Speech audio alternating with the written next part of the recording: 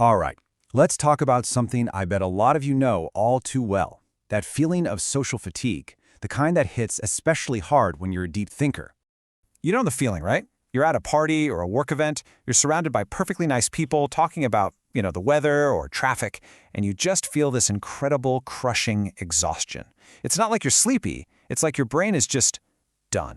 Well, if you're nodding along right now, I've got some really good news. It is not you. You're not rude, you're not antisocial. That feeling is a completely real cognitive response, and it all comes down to the way your brain is literally wired. So, let's get into it.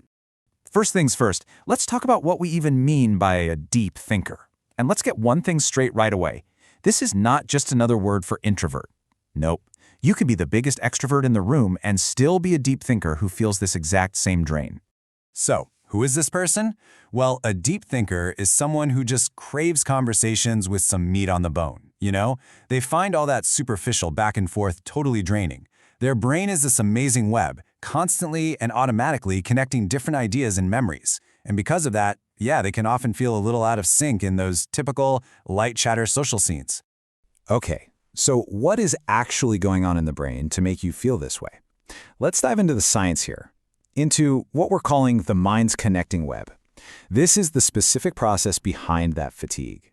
The key idea here has a bit of a fancy name: associative integration. It sounds complicated, but trust me, the concept is pretty simple. It's just the brain's default setting. It's how it automatically connects any new piece of info to this huge, complex network of everything you already know, remember, and think about. But here's the thing. This isn't a bug in your system. It's not a flaw.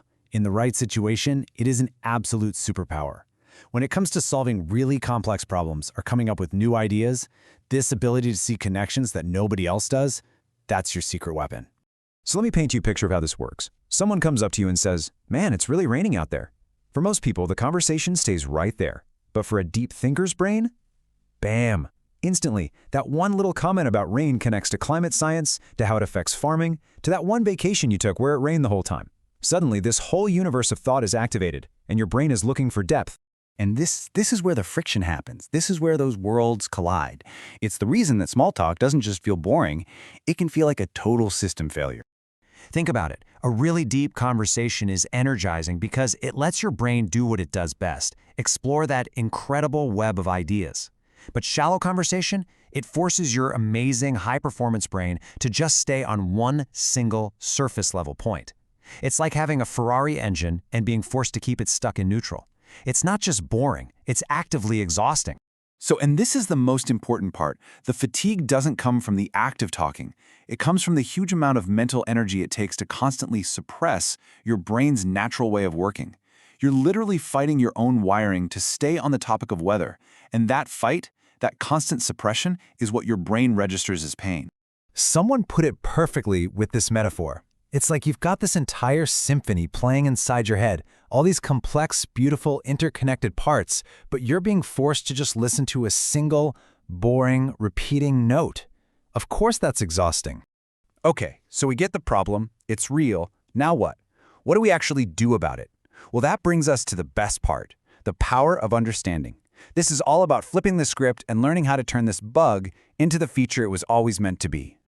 So what does all this mean for you, practically? First, and say it with me, your brain isn't broken. It's just optimized for depth. Second, that social fatigue is a real thing. It's a signal. So it is more than okay to set boundaries to protect your energy.